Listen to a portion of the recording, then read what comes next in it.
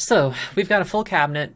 We can start rolling. There's a few things that we really need to address before we get off the ground, and some of that has to do with they're quick decisions that we really need to address first. And that is control of the army. And I'm going to do what I kind of have done a lot of times whenever I have played this game, and I've only really done like one full run through because a bug keeps tanking my save files, and that gets really annoying. I know how to avoid it now, so we should be good. And control of the army, do I really want to jump right into that? Because death squads is a nice way to, I don't know. Let's do death squads first. Presidente, imagine you have a sister you dearly love. A visible shudder, quickly controlled, passes through Jimenez's body. Her eyes fill with tears. Imagine that one day the sister disappears, no one knows where. A year passes. For all that time, it is as if she had never been. Then one day you get a call from a friend. They have found a shallow grave in the woods. You go. The remains of 50 people are there. On one of the skeletons you see a pink shawl. You know that shawl. You know it very well. My advice: arrest members of the defeated Farsante Guard. You've got passion there, Gloria Jimenez Fleming. But we can consult other ministers and get their take on it. I want to show off Popular Stability's take on this because ours is a small country, Presidente. Your minister begins carefully. Here, if you don't know someone personally, still you may know his cousin, or maybe your brother went to school with him. Everybody of importance is related to everyone else. Undisciplined as they may have been, the Guardia are also members of our family. My advice, do not reopen the wounds of the recent past. So that's loaded as fuck, because why would we need to show courtesy to people who have murdered other people? You know, like death squads here. We got people terrorizing the countryside for dubiously political reasons. No, dude, not gonna do that. Other ministers, well, let's get Christian Reform. I think I put Christian Reform in my internal affairs, this dude. No, this guy's also NL, isn't he? I don't remember who I got from... I want external? No, you're NL. Okay, so it's definitely... When I think of our fallen brothers, I'm overcome with sadness. So many of them disappeared without a trace. So many brave sisters brutally murdered. But when I hear some people say, all this must be forgotten, the murderers must be set free, in their memory I burn with rage. Yeah, take that, agricultural minister.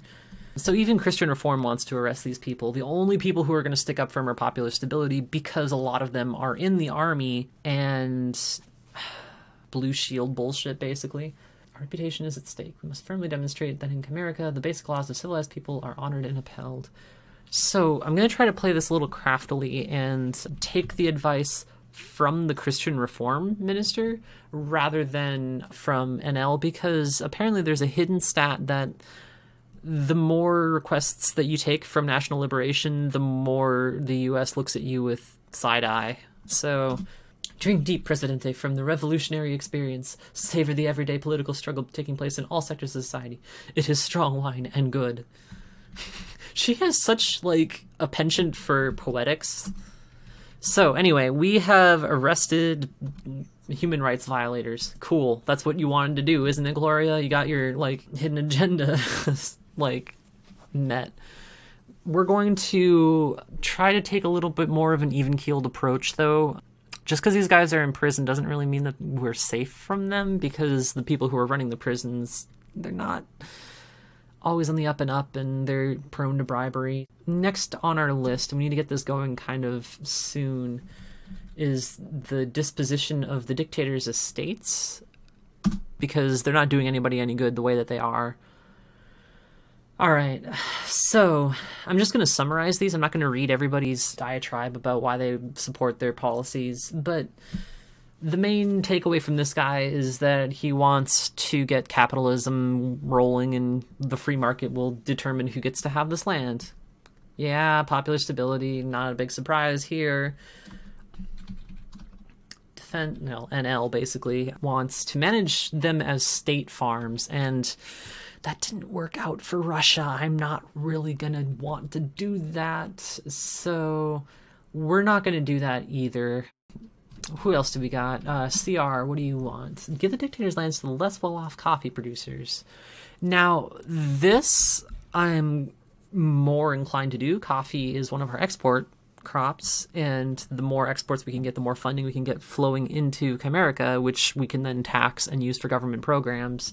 So that's pretty cool. And I'm sure you just, yeah, you want the same, you want state farms, but we're not good neighbors. State Farm, not here. Let's go with the less well-off coffee producers, and this will trigger some interesting things. In fact, actually, I know that I believe right after I accept this, I'm going to get hit with a food crisis, and okay, I also have to show off that I have slighted the popular stability guy. He looks troubled. It makes no sense to strip one saint bare to clothe another.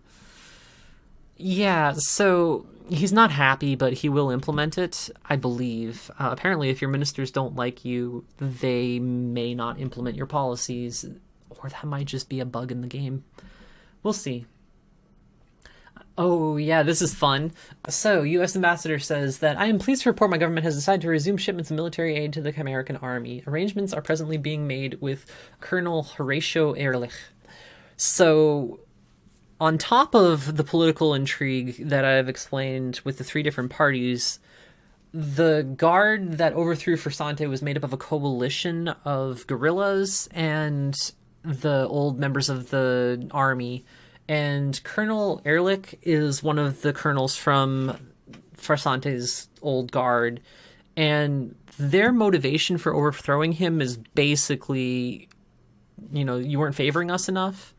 And now that the new boss is in place, they want to go back to all the kickbacks and special privileges and basically being bullies.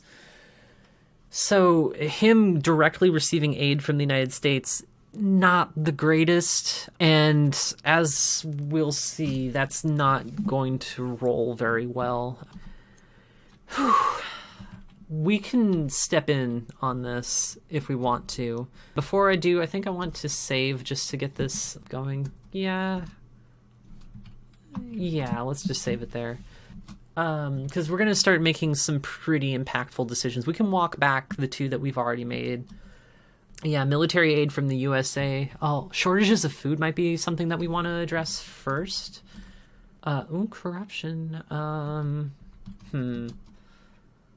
All right, what we're going to do is first deal with the shortages of food. And I think that NL is the only party that wants to set price controls. Yeah, you want to call for calm, which maybe if I initiate it now isn't necessarily going to be a problem. But what do you want? Dangerous and call for calm. So both popular stability and Christian reform basically just want to be like, let's get ahead of this. Let's try to calm everybody down before there's rioting. We can try this, but I'm pretty sure that it's going to cause problems. Let's do this, because it's going to appease the popular stability minister, who I've kind of slighted a few times already, and I want to try to stay in his good graces for a little bit longer. But Jimenez is a little unhappy with this decision. The most difficult farsante to overcome, Jimenez says unhappily, is the farsante of the old ideas, of selfish sentiments, of old habits for thinking and ways of viewing everything. We have lived with this farsante for so long, perhaps we can stand it a little longer. Oh, burn! She's calling you farsante! Or she's calling me farsante. Alright, nope. The unions. Protests of food prices spread to all major and urban centers. Violent clashes occurred between poor consumers and shopkeepers accused of speculation and hoarding. We just put out a notice, like, stop speculating and hoarding. Alright, Hector Ferreira Contreras attempts to mediate.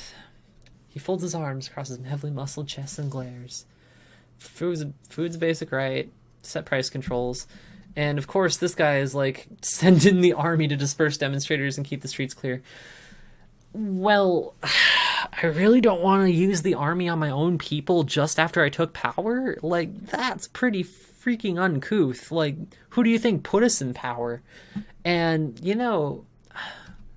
You have a point, but this triggers like a whole slew of decisions that kind of push us left. And that's not a bad thing, in my opinion. And really, I end up doing this almost every time. But, God, this guy wants to send in the army. No, I should mention, this is an interrupt, and I cannot refuse the proposal. All I can do is consult my minister and see if he disagrees, and take one of their advice. Alright. We're going to side with the people and dismay my popular stability agricultural representative. We will follow you, Excellency, but remember, though you are a Presidente, you have not the power of Jesus to turn water into wine. Or sorry, would it be Jesus, because it's a Latin American country. So, now might be the time to start talking to people directly. Since I put in price controls, the shopkeeper is going to be upset, and so is the campesino, because putting in price controls fixes how much the shopkeeper can charge, and that in turn fixes how much the shopkeeper is willing to pay the campesino for the food that they bring in.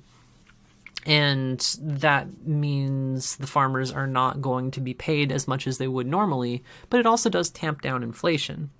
So price controls aren't universally enjoyed. And there are a few things we can do about it to try to soften the blow. So we're going to try to deal with... Oh, wait. Before I even get this going, let's stop the U.S. from, like, overstepping me. And, yeah, talk to my defense minister. Let's just kind of do a quick... well, actually, I'll cruise over here so you can see all of their reasonings. P.S. wants to not disturb the traditional connections between the U.S. and the Chimerican militaries. You'll find that popular stability is very pro-US because they idolize capitalism and military culture. And you know who else idolizes capitalism and military culture? Why, it's good old Uncle Sam. Well, we have our own, like, nation to run here, so... there's consequences for pissing off the U.S., and there's consequences for pissing off... Oh, wait, I still haven't seen the CR minister. There's consequences for pissing off popular stability. But, yeah, see, this is more of where I want to go with this, is asserting the authority of the Presidente to decide what aid Chimerica receives. Like... I'm kind of the boss here, and I don't want the military to be going behind my back and receiving aid from a country, because that affects our foreign relations, and foreign relations seems like something that should be under my purview, so hey, we're going to do this. Thank you, Jimenez. Oh, yep, and of course that pissed off the United States, because of course it did. L. Quentin Bouffard. I'm going to look... actually, I should show off Hector and this guy's bio, just so you can get more of an understanding of who these people are and what they want. Why is it thought necessary, the ambassador asked sharply, to alter the traditional professional relationship between our two militaries? The decision to interpose the office of the Presidente in a purely military matter has provoked a certain degree of wariness, especially in the Pentagon. Yeah, aren't you a little upset that I'm cutting the marionette strings? So... I believe this goes to my external affairs minister? No, it goes to my defense minister. Yeah, no marionette strings, please. And this is going to hurt U.S. backing, like, when it comes to aid. But I think it's really important that they're not funding the former members of Farsante and trying to get them to overthrow me again when I try to enact a little bit more progressive policies, let's say. So, what have we got? Oh, God, I don't like any of these things to talk about, but I don't really want to piss you off right now. Okay, let's look at the reports and just see what the press has to say about us. Is that where we left off? That's where we left off. Though the Presidente has not asked for military aid, the U.S. in its wisdom has decided to send it anyway. Is Chimerica a child to be treated so? Will the Presidente permit this to continue? Yeah, I'm kind of with this paper about it. Like, I didn't ask for it. You gotta respect my authority here. State Department spokesman Onret announced that the U.S. would soon resume shipments of military aid to Chimerica, which had been suspended a year ago. We hope this will help stabilize a still very tense situation. Throwing guns at the problem doesn't tend to stabilize shit, dude. Alright, week 6. Sooner or later, the food producers will suffer the most from these price controls. When the campesinos who grow our corn and beans can't make enough money selling their crops to make farming worthwhile, what will the government do then? Well, yeah, we need to start addressing, farming issues. In fact, actually, I should probably talk with the campesino. Country cannot afford to continue using foreign currency to buy corn and beans from abroad. We must boost our own production of food we eat. Price controls by themselves, however, are not likely to result in higher food production. On the contrary. Yeah, you have a point. Let's actually take care of that right now. Let's go to the campesino. And let's see the bio of this guy. 70% of American farmers own less than 5 hectares. Ugh, I'm not a farmer and I don't have those terms on the tip of my tongue. And grow 80% of the staple food crops of the American diet. Ernesto Alarcon. Ugh, my tongue needs some exercise here. Ernesto Alarcon Mendez. Small-scale producer of food crops including milk, corn, and beans. The crop of milk. Milk's coming in this year. Okay, president of the Union of Campesinos of Chimerica. I keep trying to go, but it's not actually. It is Chimerica. A weak and ineffective organization under Frasante, the UCC played little role in his overthrow, though many members gave guerrillas food and shelter. Alarcon now hopes to build the Union into a major force in Chimerican life. And, yeah, alright. Let's see what you gotta say. Under the dictator, the National Bank was never interested in making loans to us campesinos. Credit came from the men who bought the crops. They took all the profits, and each year the campesinos owed them more. This is truly a revolution. That policy must change. So, you can kind of choose who the bank loans money to, and I was hoping he'd ask for something else rather than loans. And I kind of agree with Popular Stability about wanting to give loans to the producers of export crops first. Not because, hey, rich people need more money, so much as what I envision is we get the economy going for the export producers. They bring in more money, we tax that money, and we put it to use. I've kind of outlined that before about what I really wanted to do with the economy. So, I'm probably not... This isn't going to address the issue that I wanted to address, but I don't like the proposed ideas that they have right now. And what we could do is put the proposal on the agenda and bring it up in the cabinet so that I could get other ministers to weigh in on it. NL is going to want to do the same thing as the Campesino wants to do. And Christian Reform, I think their stance on this is that they want to balance everything because they're moderates. Haha. So I think what we're going to do is score some points with our PS minister right now and shift it to export crops. I'm sad that I can't serve you, dude, but yes, that's a measured response, and I can applaud your measured response. Sitteth not down first and counteth the cost, whether he have enough to finish it. As has been foreordained, the path of fiscal responsibility and patriotic freedom. As long as we keep on that path, we cannot fail. So I kind of agree with this guy. The better equipped we are to handle crises, the better we can weather some rough waters, and those are going to come. I should also mention that you can't meet with somebody twice in the same season, so once the season changes, we can try again with the Campesino and see if he'll suggest something a little bit better. I wanted to show the profile of the USA ambassador. We're not going to talk to him because I don't really like this guy, and especially while we have a right wing that wants the military aid, all he's going to do is suggest, hey, why don't you take our guns? He is a graduate of Georgetown University, career foreign service officer, worked for many years as political officer. Chimerica is his third post as ambassadorial rank after 2 years stints in Liberia and Laos. So this guy has been around. We broke his streak of being in countries that start with L. So we may have to pursue an agenda to rename Chimerica to Limerica just to appease the US, because I'm sure this guy's a lot more comfortable.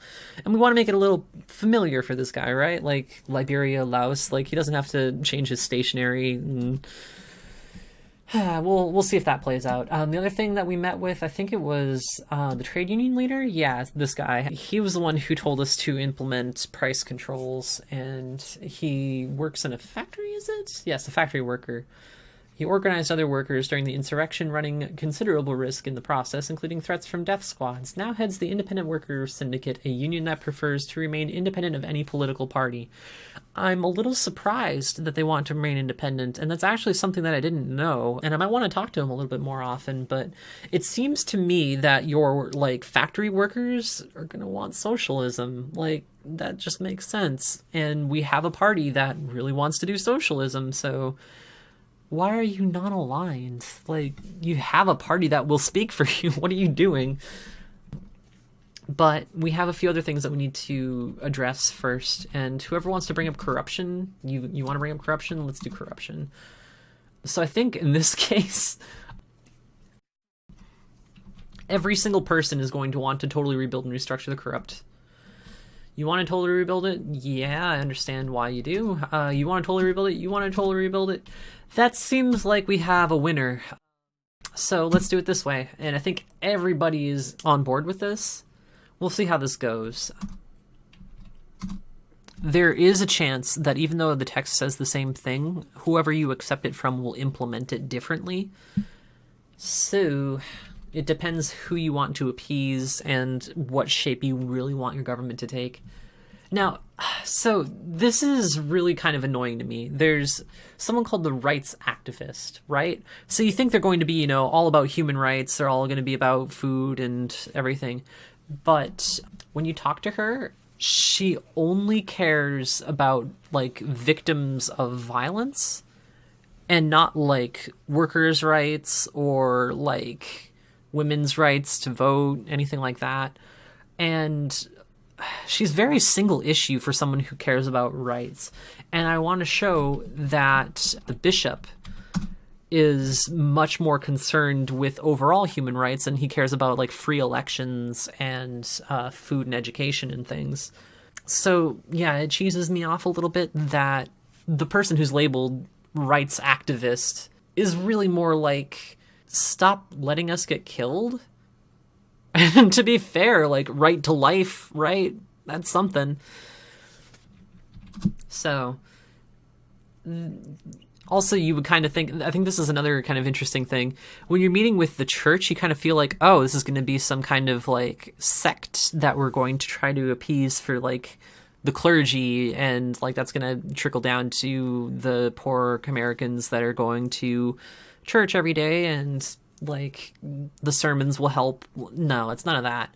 This guy actually has pretty secular demands, and they make a lot of sense. So, like, we'll probably be talking with this dude a fair amount.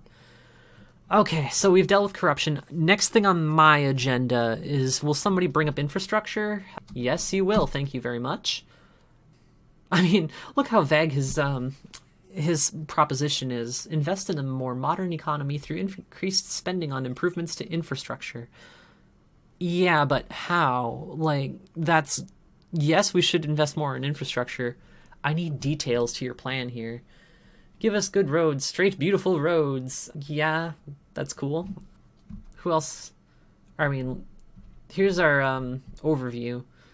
And again, like, these two are from NL, my defense minister and my external affairs minister. So they're going to suggest roughly the same things. And then concentrate infrastructure on export production efficiency. Economically speaking, this makes the most sense. Human rights wise, like, I'm actually surprised the NL here are saying that we should concentrate on both export and the poor, because my understanding was they would prefer to bring things up into the rural areas. Better roads. Producers export are already the best we have. You bring up a good point. Because if we improve the roads to agricultural producers, that's going to help with them bringing stuff to market, bring down their costs. That'll have some spillover benefits as well. What was your reasoning? Like, I don't want to lose goods either. Like, you bring up a good point, but we're going to go with... Oh, which of these? I want to read your more detailed plans here if you have any. Electrical requires constantly patching and tinkering. Power shortages. The current is sometimes so weak many industrial machines cannot operate. Other times the system shuts down entirely and people go about by candlelight.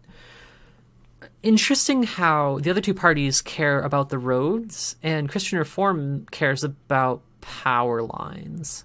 One of those in this country is going to impact more people.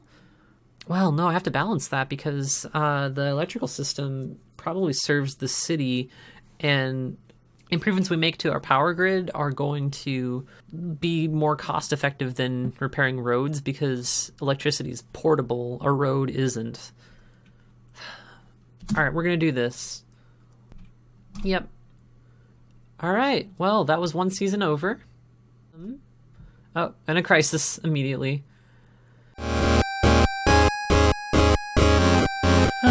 To roll the dice, feel the fear in my enemy's eyes, listen as the crowd would sing.